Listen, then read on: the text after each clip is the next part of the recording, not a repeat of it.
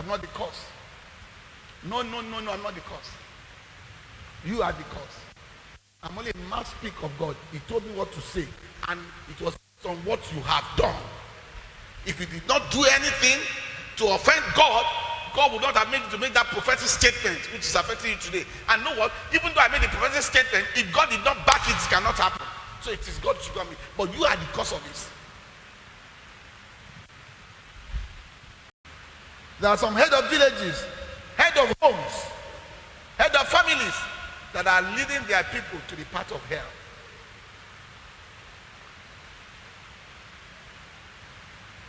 And when I think about this, I get angry. I get angry because they are leading innocent people to hell by making them to have total disregard for the commandments of the Lord. There are some friends who are leading other friends to the path of hell. You know, in every friend, you always have a captain. Among group of friends, there's always one that they look up to. And if that one is of a rebellious spirit, unteachable spirit, others tend to look at her or him as a role model. And when they look at her and him as a role model and they follow his footsteps, they will not know that he's leading them or she's leading them in the path of hell. People who are like that, I get angry with them. People who I know is the reason why certain people are not hearing what God is telling them because of their influence over their lives. I get angry with them because they are leading them in the path of hell. But those that they are leading did not realize it. Those who give you advice contrary to what God is saying to you, to what the servant of God is saying to you, don't mind, pastor. They are leading you in the path of hell.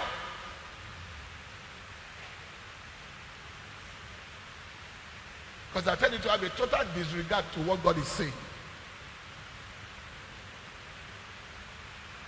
I'm praying to God to raise people who will stand for morals as leaders. People who will stand for justice as leaders. People who will have the fear of God as leaders. People who will not be selfish as leaders. People who will be selfless as leaders. I'm praying to God that God will give you friends that will tell you the truth. Thank you. Not those who will lie to you, not those who will pretend to because they want to have your friendship, because they want to keep your friendship, or because of your money.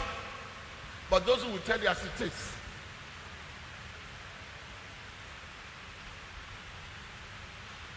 People who have guts. People who have courage to stand up for only what is right and truth. People who are bold. They are not afraid. They are not intimidated by anything. Elijah responds to him again by making a challenge. And I like what he says. Look at what he says in verse 18. And he answered, I have not troubled Israel, but you and your father's house have, in that you have forsaken the commandments of the Lord and have followed the Baal. Now therefore, send and gather all Israel to me on Mount Carmel, 450 prophets of Baal and the 400 prophets of Asherah, who eat at Jezebel's table.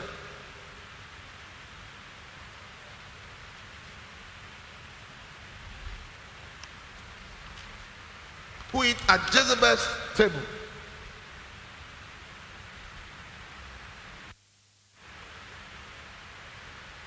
So he have sent all the children of Israel and gathered the prophets together on Mount Carmel. Now let me stop there. Let me stop there. Let me ask you this question. Do you have a lot of drama going on in your life right now? Challenges, ups and downs, pain, unemployment,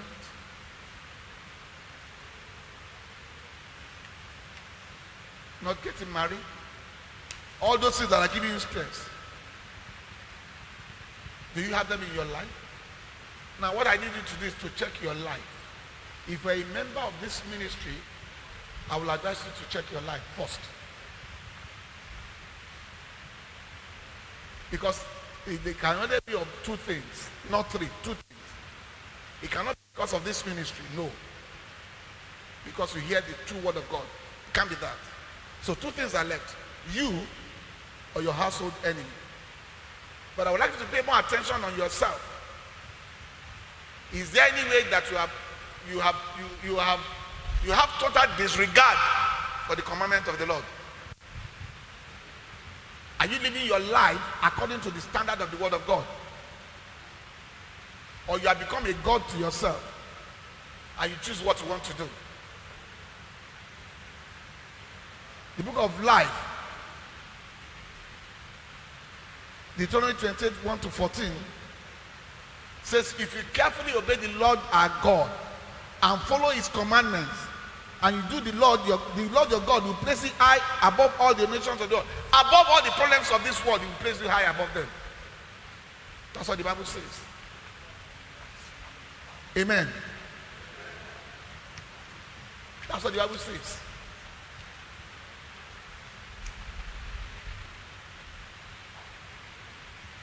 But you say you don't want to listen to the prophets of God. You have become your own prophets. Some of you women have become the prophets of your husband. You tell your husband what you want him to do and say, thus says the Lord. You had a dream. And you know your dream is always accurate.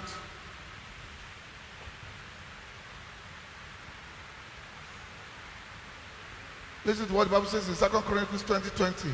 They got up early in the morning and went to the desert of Tekoa. As we are leaving, Jehovah stopped and said, listen to me, people of Judah, and those living in Jerusalem. Trust the Lord your God and believe. Believe his prophets and you will succeed. Bible says when you do what God says, you'll be victorious. Do what God says and you will prosper. Do what God says and you'll be successful in life. Do what God says and you'll be elevated. Do what God says and you will lend and not borrow. And at the same time, if you disobey and have total disregard for the commandment of the Lord, then judgment will surely come.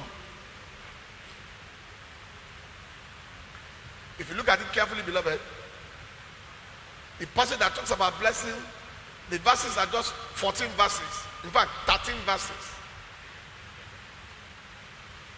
And you can deduce, okay, 14, including verse 1. But the one that talks about curses is from 15 down to the end. I think up to about 50 something. So if you look at the number of curses, they are much more than that of blessing. The reason why you should not even venture into disobeying God at all, because there is so much punishment waiting for anyone that goes to disobey against the word of God. The punishment is enormous. If you escape this, you cannot escape. If you cannot escape this.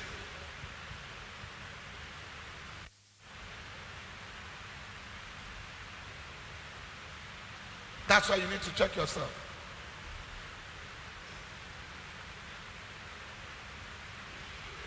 Those of you who are working in disobedience, check yourself now. This is a new year. You cannot afford this to continue. This is the time for you to stop. Am I making sense to you? Before this time, Elijah had been talking to them, but they did not listen. Some of you are not listening. The day I now say, thus says the Lord, you will get angry. Forgetting that I'm not the one saying it, but that's what God is telling me to say.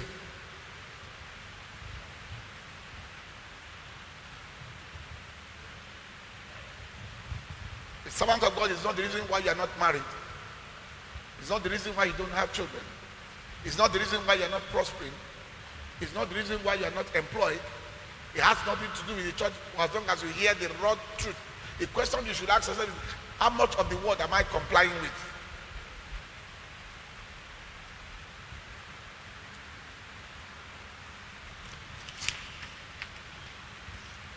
You don't have to have a lot of problems in your life or drama. You don't have to be poor. You don't have to be miserable. You don't have to be broke. You don't have to be sad. You don't have to be unemployed. You don't have to be oppressed. You don't have to be unmarried. You don't have to be barren. You can have joy unspeakable, peace that passes all understanding. All it requires for you to obey God's command and make him the most high in your life. All you need to do is to listen to what he's saying, Obey his commands and listen to what his prophet is saying to you. Elevate God by elevating his word in your life. When you disregard the word of God, you downgrade God. But when you elevate his word and carry it above your own personal desire, you elevate his prophecy, you elevate what he's saying to you from him, and you elevate it. Though I want to do this, but hearing you say this is what I will do. What you are doing is that you are elevating God above your desire, because you are elevating his word. And when you do that, God will honor you in return and grant you all your heart desires, because you have elevated him by elevating his word that he has sent into your life. How do you treat the word of God that comes to you this morning? From time to time, thus says the Lord, your dressing, your look, your attitude, your character, your this. Do you take it as, well, what is he talking about? You say, let me change. Am I making sense to you? Like I said, it's not about what you want from the time you give your life to Jesus. It's about what Jesus wants of you. Am I making sense to you? Glory be to the name of God. Elevate the words from his prophet above your own thoughts and ideas. Then you will be successful. I want to tell you this one, that it's not by coincidence that you are here today. God brought you here to hear this word so that there can be abundance of rain in your life from today. He brought you here today to change the story of your life for the better. He knows how sad you are. Tell you, remember, God knows how sad you are. God knows how depressed you are. God knows what you are going through. Tell you, God wants to help you. He wants to deliver you out of that situation, that ugly situation, that drama that's going on in your life. What is making you to be depressed? That unemployment, that marital status, that childlessness. He knows.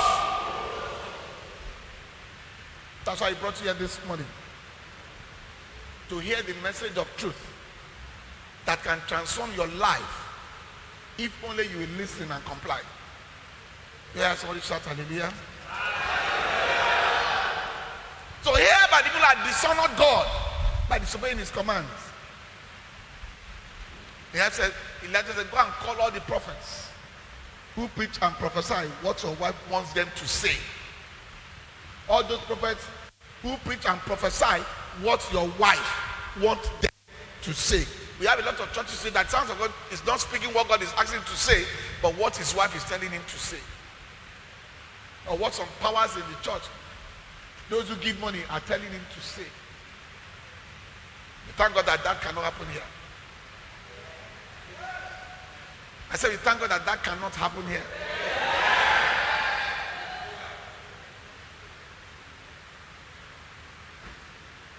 We need to pray to God. Part of our prayer as Christians is that God should raise pastors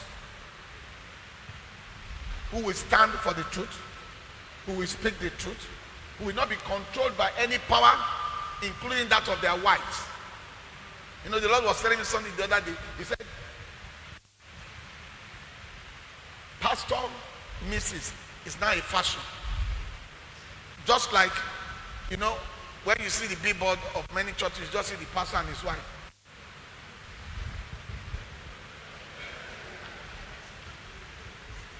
It's a fashion. It's an in thing. The same thing is in thing because they believe that once you are a pastor's wife, you are a pastor Mrs. So it's expected that once you marry a man of God, automatically you become a pastor. God says they made it a fashion. They've gone against my law and ordinances.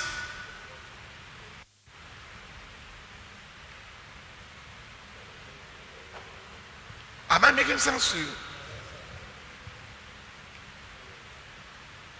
know, sometimes when you go to a place, as the sound of God, they say, "Hi, it's Pastor Mrs." Because even the world just assume that that's what it's supposed to be. Shout a glorious hallelujah. I pray that God will raise pastors who will not be moved by what the world is doing, who will not want to be part of the world, but want to stand by God, even if it's standing alone. Shout hallelujah.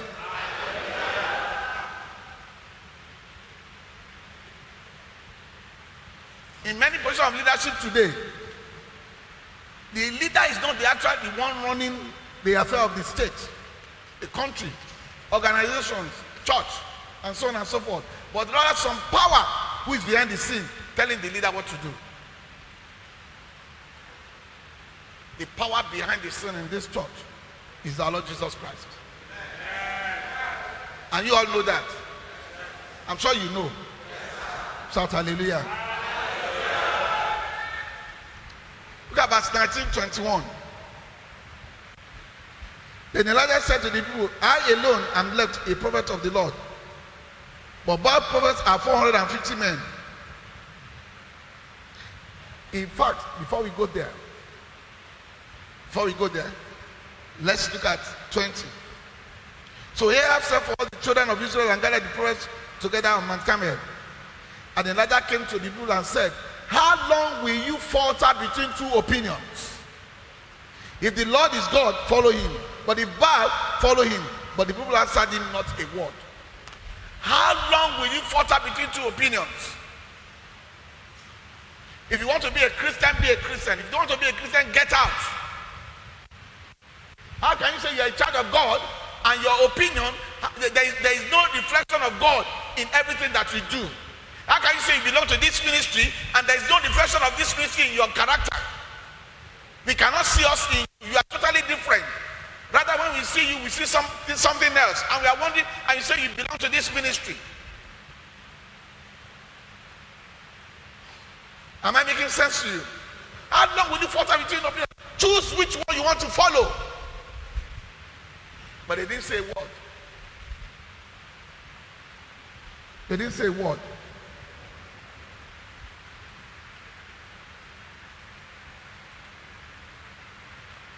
Verse 23. Therefore, let us give us 2 balls and let them choose 1 ball for themselves and cut it to pieces. Let it lay on the wood, but no fire under it. And I'll prepare the other ball and lay it on the wood, but put no fire under it. Then you call on the name of your gods, and I'll call on the name of the Lord. And the God who answered by fire is God. So all the people answered and said, it is well spoken. Yes, we agree. So they set up their own altar and put their ball on the altar. And they started crying unto their God, the Baal. Baal, Baal, Baal, Baal. Ashrad, come. And they were starting from morning till afternoon. By evening, Elijah asked them, what is delaying your Baal? Did he go to the market? Is he sleeping? Is he on a journey? Why is it taking so long? Elijah mocked them. I'm telling you this morning, some of you will mock your enemy very soon. All those who at one point in time pushed your back to the wall, very soon you are coming to mock them. Everything that they depend on will fail them. The day they call for their help will not show up. But your God will show up. Shout a glorious hallelujah. So they mocked their enemies. Elijah mocked them. Only one Elijah, 850 prophets of strange gods, but only one Elijah. Yet it stood firm, courageous, and bold. Shout a glorious hallelujah. It doesn't take, you don't need to have 1 million people around support you if you have God. Am I making sense to you? All you need is who? God. So they came, they did all they could do, and when it was evening, Elijah said, obviously your Baal is not coming. Can I do my own? He said yes. So Elijah said, you know what? He filled the altar, he made stones after the 12 tribes of Israel created an altar. Slaughtered the ball, put the ball there. And then you know what he did? He said to them, he filled up all the trenches. He soaked it with water, so that they will not say, maybe the thing was too dry. He soaked it totally with water. Now this was in the midst of famine, dry season. Yet Elijah needed to get water.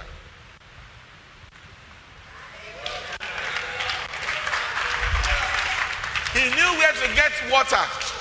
What am I trying to say? You better stay with sons of God that knows where the showers of blessings are. Where to get water.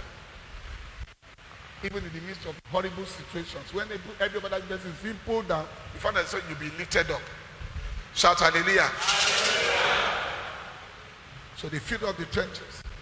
And Elijah said, thou God of Abraham, thou God of Isaac, thou God of Jacob, let it be known that I have done all these things according to your command. That I did not say these things out of my own. That I did not give it that prophecy out of my own volition. But you sent me. And show them that you are still with me today. Answer, Lord, and answer back before you finish fire. Bam.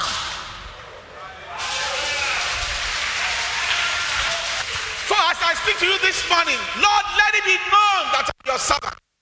And I've come to preach about your children according to your instructions. Therefore, oh Lord, in the name of Jesus, every problem in their life, expire!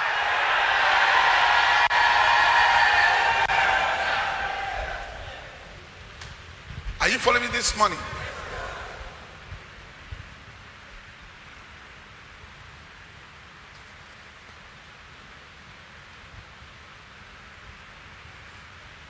Before I go on, I need the choir to please come to here. I need you to help me to sing this song.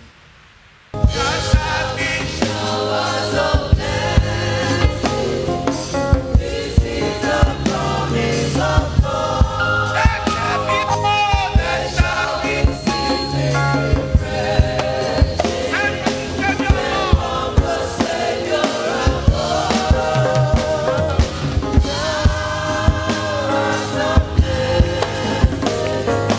Showers